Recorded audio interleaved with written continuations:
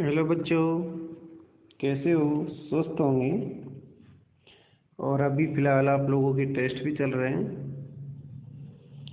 तो आज हम चौथा जो अध्याय कर रहे थे, हम समकालीन विश्व की राजनीति, उसका चौथा अध्याय हमारा है अंतर्राष्ट्रीय संगठन।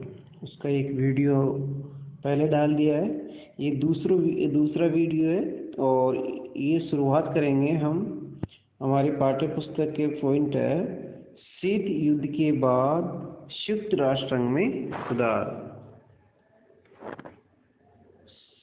शीत युद्ध के बाद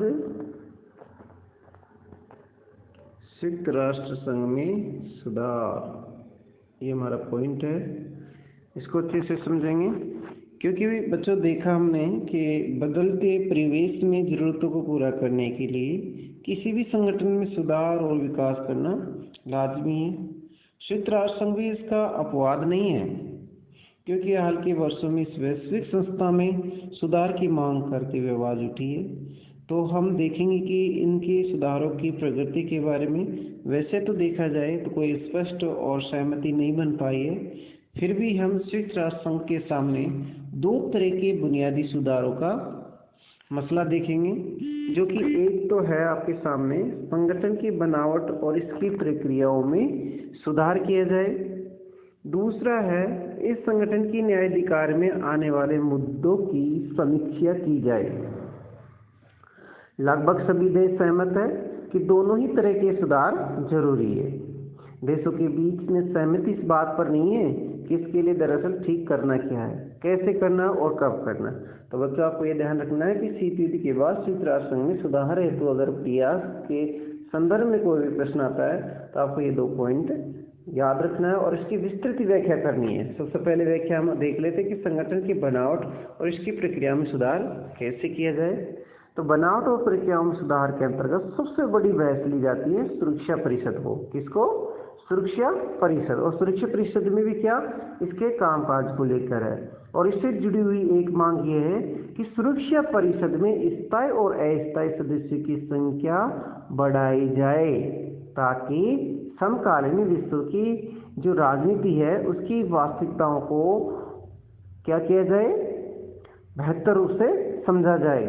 खास तौर से एशिया, अफ्रीका और दक्षिण अमेरिका के ज़्यादा देशों को सुरक्षा परिषद में सदस्यता देने की मांग उठ रही है।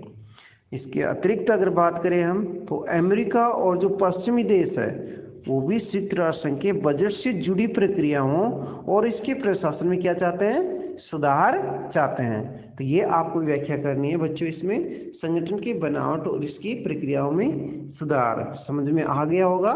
नहीं आया तो वापिस बैक करके इसको सुन लिया करो, ताकि अच्छे से समझ लो आप। दूसरा है इस संगठन के न्यायाधिकार में आने वाले मुद्दों की समीक्षा। जहाँ तक संयुक्त राष्ट्र में किन्हीं भी मुद्दों को ज़्यादा प्राथमिकता देने और अथवा उन्हें संयुक्त राष्ट्र के न्यायाधिकार में लाने का सवाल है।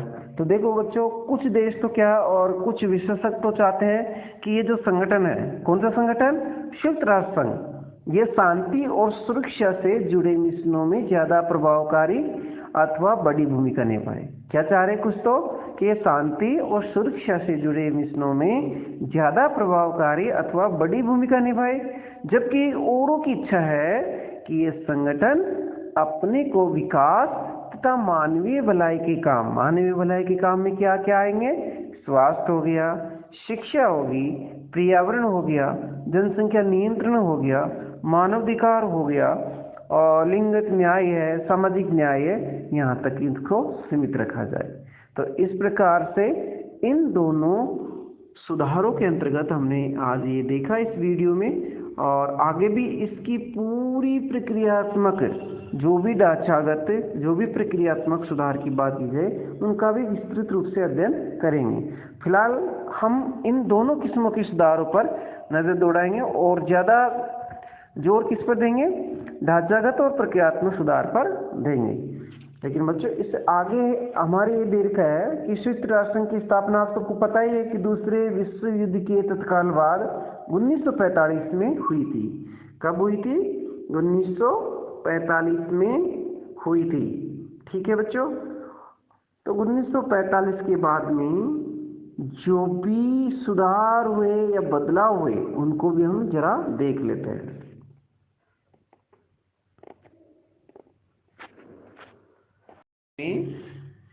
तो बच्चों 1951 से आए बदलाव में कुछ निम्नलिखित है। ये ऐसे कैसे आपकी पाठ्य पुस्तक में दे रखे हैं। मैंने इनमें से आपके 4-5 पॉइंट उठाए हैं, बाकी 6-7 दे रखे हैं, लेकिन इतना याद तो रखना ही है आप लोगों को।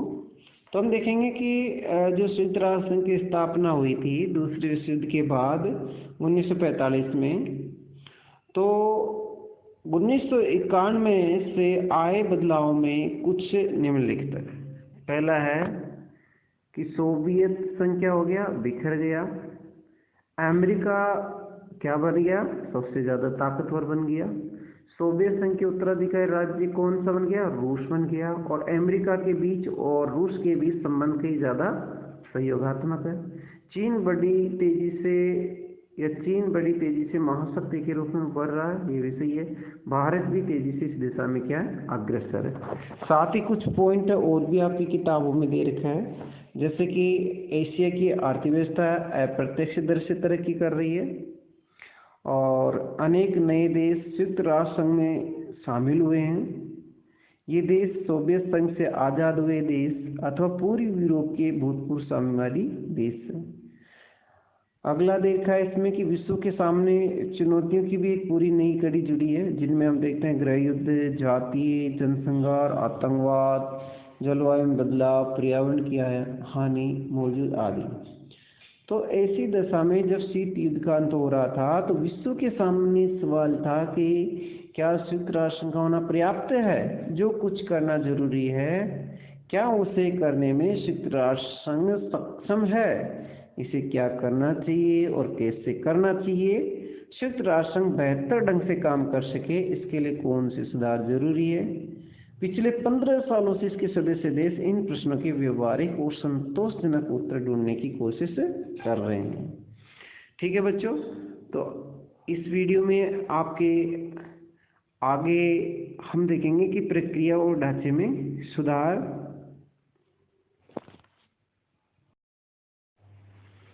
तो बच्चों अब आगे हम देखेंगे प्रक्रिया और ढांचे में सुधार, क्योंकि सुधार तो होना चाहिए।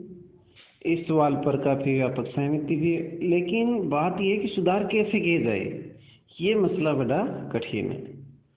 इस पर सहमति कायम करना भी मुश्किल है।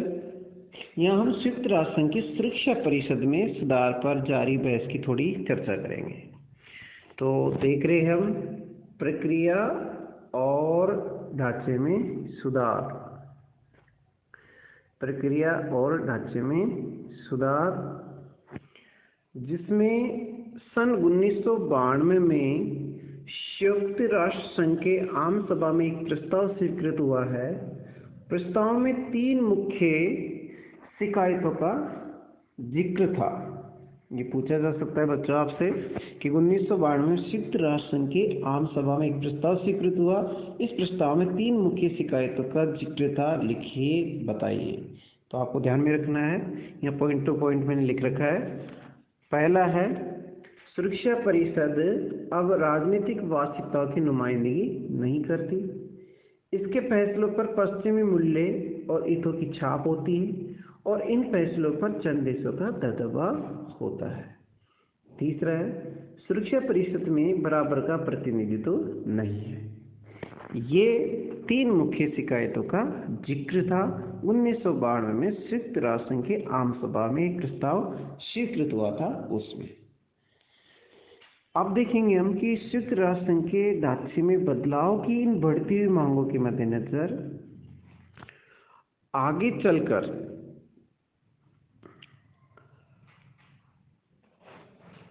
जनवरी 1997 को संयुक्त राष्ट्र संघ के महासचिव थे कोफी अन्नान। कौन थे? Kofi Annan. एक जांच शुरू करवाई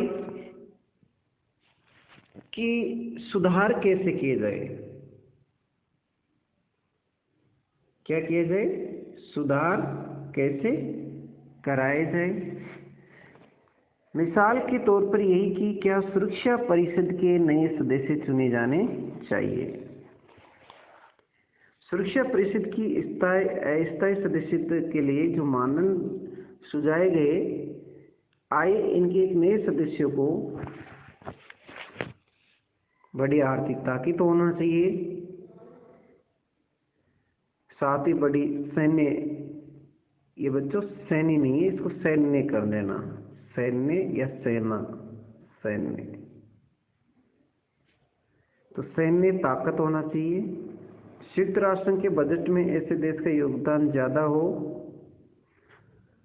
आबादी के लिहाज से बड़ा राष्ट्र हो, ऐसा देश जो लोकतंत्र, मानवाधिकार और सम्मान करता हो, ये देश ऐसा हो कि अपने भूगोल, अर्थव्यवस्था, संस्कृति के लिहाज से विश्व विविधता की नुमाइंदगी करता हो।